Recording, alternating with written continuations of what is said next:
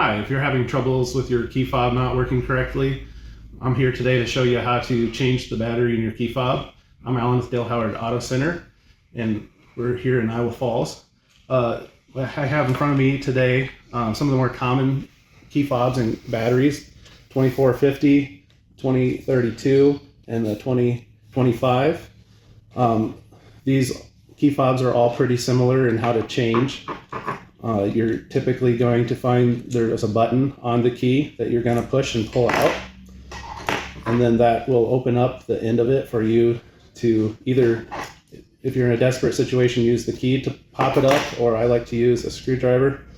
Just a small one works good, and you can stick it right in and pop it out. This one's a 2450, and then it's just absolutely the reverse process. Once you put the new battery in, you always want to make sure that the words are facing towards you and that the contacts are touching the bottom of the battery. And you just simply put this back in, and that one's good to go.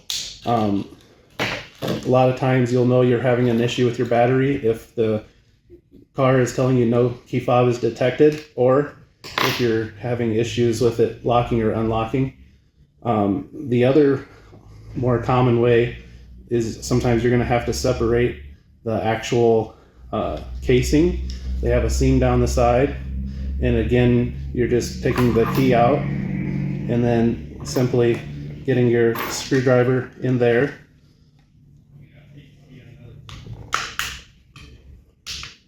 and it's going to make popping sounds. I like sometimes to go down and just twist my screwdriver to get it loose.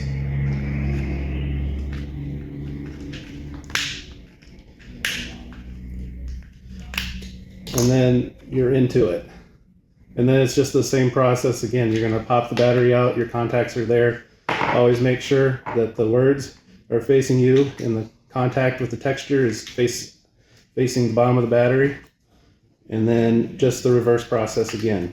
Here at Dale Howard, we do have a always $5 battery fee, and we also do have a signal tester that will let us, just by simply pressing the button on the key fob, let us know if it's working correctly. And then once we know it's correct, then we can go out and make sure it works on your vehicle, and you should have all your problems solved.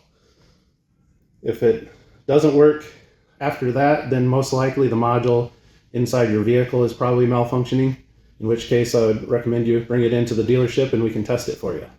Thanks for watching. Don't forget to like and subscribe for more tips to come.